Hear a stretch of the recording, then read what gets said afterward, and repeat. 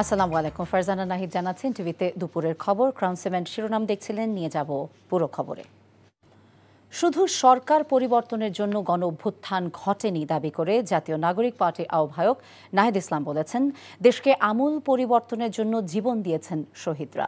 সকালে শহীদ আবু সাইদের কবর জিয়ারতের মধ্য দিয়ে জাতীয় নাগরিক পার্টির মাসব্যাপী জুলাই পদযাত্রা উদ্বোধন শেষে তিনি এই কথা বলেন। সংস্কার ও নতুন সংবিধানের জন্য লড়াইয়ের হুঁশিয়ারিও দেন তিনি। রংপুর থেকে নূর হোসেনের রিপোর্ট। জুলাই বিপ্লবের বর্ষপূর্তি উপলক্ষে মাসব্যাপী দেশ গড়তে জুলাই পদযাত্রা শুরু করেছে জাতীয় নাগরিক পার্টি এনসিপি। কর্মসূচির শুরুতেই দলের কেন্দ্রীয় নেতাদের নিয়ে জুলাইয়ের বীর শহীদ আবু সাইদের কবর জিয়ারত করেন আহ্বায়ক নাহিদ ইসলাম।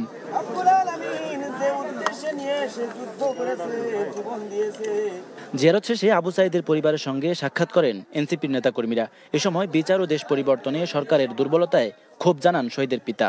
এখনো তো কোনো আন্দোলন সংস্কার হয় নাই। তাছাড়া ওনাকে যে পুলিশে গুলি করে হত্যা করছে, তার সঙ্গে যারা জড়িত তারাও কোনো আইনের আওতায় এখনো আসে নাই। সাক্ষাৎ শেষে এনসিপির আহ্বায়ক বলেন, এদেশের মানুষের লড়াইয়ের অনুপ্রেরণার উৎসে পরিণত হয়েছেন শহীদ আবু সাইদ। আবু সাইদ যেভাবে পুলিশের বুলেটের সামনে বুক চিতিয়ে দাঁড়িয়েছিল, সেটাই জুলাই গণঅভ্যুত্থানে আমাদের অনুপ্রেরণা ছিল। জুলাই ঘোষণাপত্র সহ সংস্কার বাস্তবায়নে টালবাহানা হলে ছাত্র জনতাকে নিয়ে তা প্রতিহতের হুঁশিয়ারিও দেন এনসিপির নেতারা। জুলাই ঘোষণাপত্র এবং জুলাই সনদ নিয়ে টালবাহানা শুরু হয়েছে। আমরা স্পষ্টভাবে হুঁশিয়ারি দিতে চাই, যদি আপনারা মনে করে থাকেন, যদি সরকার বা অন্য কেউ মনে করে থাকে যে এই যে হাজারো লক্ষ মানুষ যারা রাজপথে নেমে এসেছিল তারা ঘরে ফিরে গিয়েছে, তাহলে আপনারা ভুল ভাবছেন। আমরা আবু সাইদের কবর থেকে ঘোষণা করছি, আমরা বাংলার প্রতিটি পথে প্রান্তরে যাব। আমরা বাংলার ছাত্র জনতা, তরুণ, শ্রমিকদেরকে আবারও রাজপথে নেমে আসতে আহ্বান জানাবো। এবং আমরা ৩রা আগস্ট ঢাকায় আসছি, বাংলাদেশের জনগণকে, ছাত্রদেরকে, শ্রমিকদের সাথে নিয়ে আমরা ঢাকায় ঢুকবো এবং আমাদের যে জুলাই ঘোষণাপত্র এবং জুলাই সনদ সেটি আমরা আদায় করে ছাড়বো ইনশাআল্লাহ। আবু সাইদের কবর এমন এক জায়গা যেখানে আমরা দ্রোহের শক্তি পাই। আবু সাইদের কবর এমন এক জায়গা যেখান থেকে গোটা বাংলাদেশকে আমরা বিনির্মাণ করার সুযোগ পাই, শক্তি পাই। পীরগঞ্জের এই মাটিতে শুয়ে আছেন শহীদ আবু সাইদ, যার শাহাদাতের মধ্য দিয়ে জুলাইয়ের কোটা সংস্কার আন্দোলন পরিণত হয় বিপ্লবের দাবানলে, যার ফলশ্রুতিতে শেখ হাসিনাকে দেশ ছেড়ে পালাতে হয়। শহীদ পরিবারের দাবি, শেখ হাসিনা সহ জড়িত সবার বিচার নিশ্চিত করে নতুন বাংলাদেশের ভিত গড়ে দেবে অন্তর্বর্তী সরকার। পরে রংপুরের পীরগঞ্জ বাজার, গাইবান্ধার সাদুল্লাপুরে পদযাত্রা করেন নেতাকর্মীরা। সংস্কার বাস্তবায়নে জনগণকে পাশে থাকার আহ্বান জানান তারা। এনসিপির নীতি নির্ধারকদের প্রত্যাশা, পদযাত্রার মাধ্যমে দেশের প্রতিটি জনপদে পৌঁছে জনগণের মতামত নিয়ে প্রণয়ন করা হবে এনসিপির ইশতেহার। নূর হোসেন, এনটিভি, পীরগঞ্জ, রংপুর। দর্শক, জুলাই গণঅভ্যুত্থান নিয়ে এনসিপির কর্মসূচি সম্পর্কে আমরা যাচ্ছি রংপুরে। আমাদের সাথে যুক্ত হবেন সহকর্মী নূর হোসেন। নূর, আমাদেরকে জানাবেন এনসিপির পদযাত্রা এখন কোথায় পৌঁছেছে এবং পথসভাটি কোথায় হবে?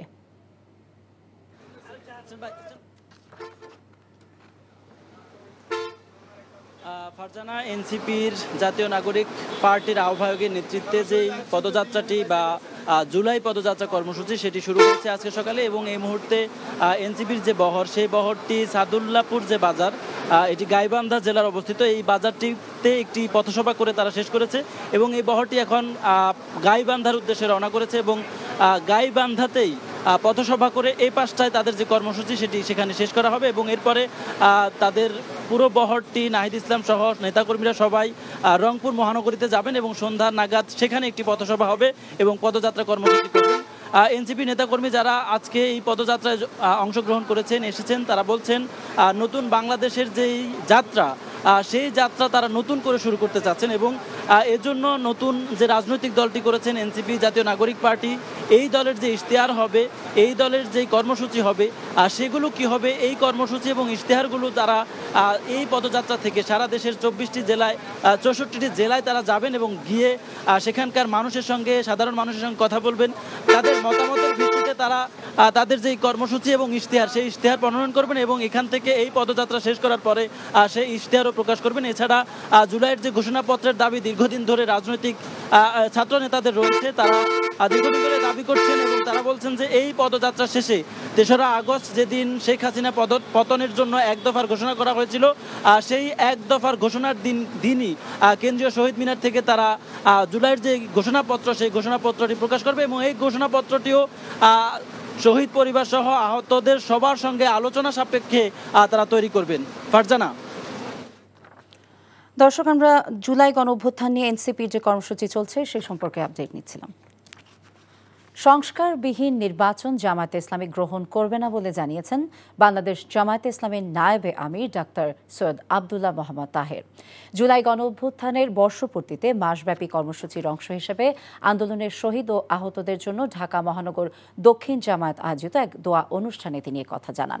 সংস্কার ও বিচার দৃশ্যমান না হওয়ায় অনেকে জুলাইয়ের সফলতা নিয়ে শঙ্কিত, তবে জুলাই ব্যর্থ হয়েছে এটা বলার সময় এখনও আসেনি বলেও মন্তব্য করেন ডাক্তার তাহের।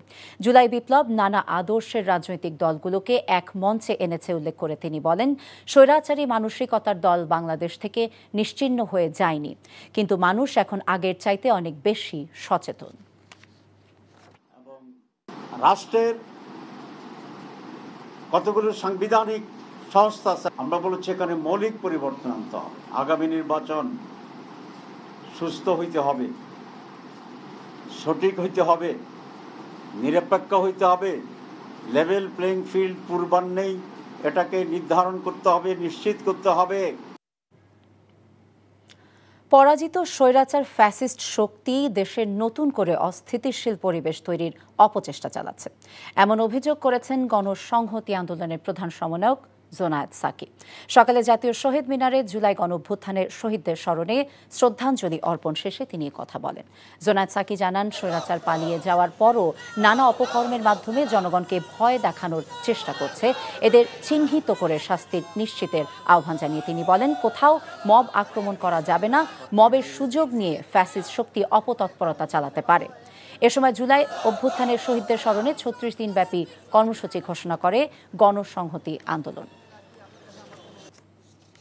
বৈষম্যহীন এবং অন্তর্ভুক্তিমূলক সমাজ বিনির্মাণের প্রতিপাদ্য নিয়ে ১০৫তম প্রতিষ্ঠা বার্ষিকী পালন করছে ঢাকা বিশ্ববিদ্যালয়। সকালে বিশ্ববিদ্যালয়ের শিক্ষার্থীদের র্যালি বের হয়। পরে টিএসসিতে কেক কেটে এবং পায়রা উড়িয়ে বিশ্ববিদ্যালয় দিবসের উদ্বোধন করেন উপাচার্য অধ্যাপক নিয়াজ আহমেদ খান। এ সময় তিনি বলেন, ঢাকা বিশ্ববিদ্যালয় বাংলাদেশের প্রতিটি ঐতিহাসিক সন্ধিক্ষণে গুরুত্বপূর্ণ ভূমিকা রেখেছে। ভাষা আন্দোলন, মুক্তিযুদ্ধ এবং ২০২৪ সালের গণঅভ্যুত্থান প্রতিটি পরিবর্তনের কেন্দ্রে এই বিশ্ববিদ্যালয়ের অবদান ছিল। বিশ্ববিদ্যালয় একটি শ্রেণী বৈষম্যহীন সমাজ গড়ে তুলতে কাজ করে যাবে। ১৯২১ সালের ১ জুলাই ঢাকা বিশ্ববিদ্যালয়ের শিক্ষা কার্যক্রম আনুষ্ঠানিকভাবে শুরু হয়। সেই ঐতিহাসিক দিনের স্মরণে প্রতি বছর বিশ্ববিদ্যালয় দিবস পালন করা হয়। সংস্কার ছাড়া জাতীয় নির্বাচন অনুষ্ঠিত হতে দেয়া যাবে না। আগে সংস্কার পরে নির্বাচন, এমন কথা জানিয়েছেন বৈষম্য বিরোধী ছাত্র আন্দোলনের নবনির্বাচিত সভাপতি রিফাত রশিদ। সকালে জাতীয় শহীদ মিনারে বৈষম্য বিরোধী ছাত্র আন্দোলনের নতুন কমিটির আত্মপ্রকাশ অনুষ্ঠানে তিনি একথা বলেন। রিফাত রশিদ বলেন, জুলাই আন্দোলনকে বানচাল করতে অপচেষ্টা চালাচ্ছে স্বৈরাচার ফ্যাসিস্ট শক্তি। অভ্যুত্থানে হত্যাকাণ্ডে জড়িত এবং আওয়ামী লীগের বিচারে সরকার কচ্ছপের গতিতে এগুচ্ছে অভিযোগ করে তিনি বলেন, কোন অভ্যুত্থানের সরকারের কার্যক্রম এত ধীর গতির হতে পারে না। এ সময় সংগঠনটি প্রণীত খসড়া ইশতেহার পড়ে শোনানো হয়। এতে আন্দোলনের শহীদ, আহত এবং নিখোঁজের পূর্ণাঙ্গ তালিকা তৈরির পাশাপাশি আহতদের চিকিৎসায় ওয়ান স্টেপ সলিউশন চালু করা হবে বলে জানানো হয়।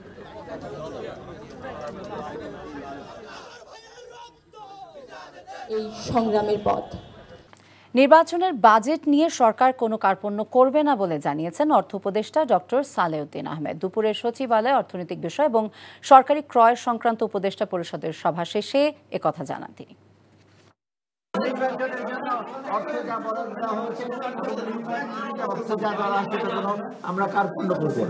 চট্টগ্রাম বন্দরে কন্টেইনার হ্যান্ডলিং করার জন্য আমাদের ইচ্ছা আছে, কারণ কন্টেইনার হ্যান্ডলিং এর ব্যাপারে একটু ইচ্ছা হচ্ছে।